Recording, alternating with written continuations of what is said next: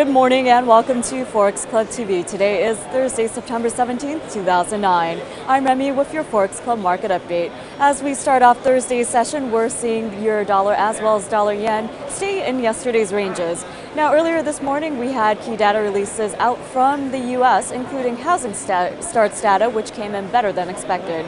And this does come a day after the major indexes in the U.S. topped 2009 highs. Now, according to the Commerce Department, housing starts rose 1.5% to a seasonally adjusted annual rate of 598,000. And in other data releases, the Labor Department reported that 12,000 fewer people filed for jobless benefits in the latest week. Now, taking a closer look at the major currency pairs, we'll start out with euro-dollar. As of 9:30 a.m. Eastern Time, the pair was trading at 1.4702.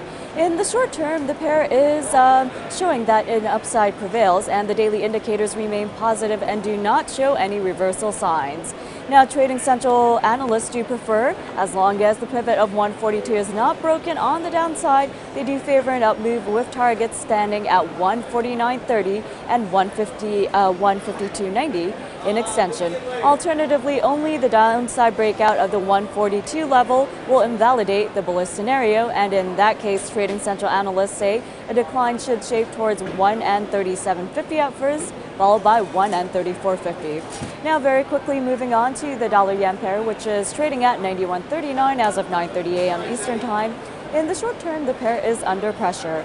Now, the daily technical indicators for this pair are bearish but are close to supports.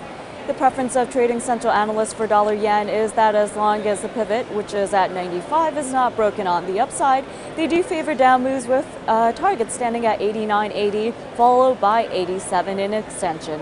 Alternatively, only the upside breakout of that 95 pivot level will invalidate the bearish scenario. And in that case, a recovery should shape towards 98 at first, followed by 101.50 in extension. And last but not least for today's report, let's take a look at the euro-yen cross. Now, in the short term for this pair and on an intraday basis, the upside does prevail. Now, the RSI is also well directed for euro-yen, and the pair is on the upside, currently challenging its resistance or previous high. Trading central analysts do prefer long positions above the pivot of 133.75, with targets currently standing at 134.65, followed by 134.95 in extension.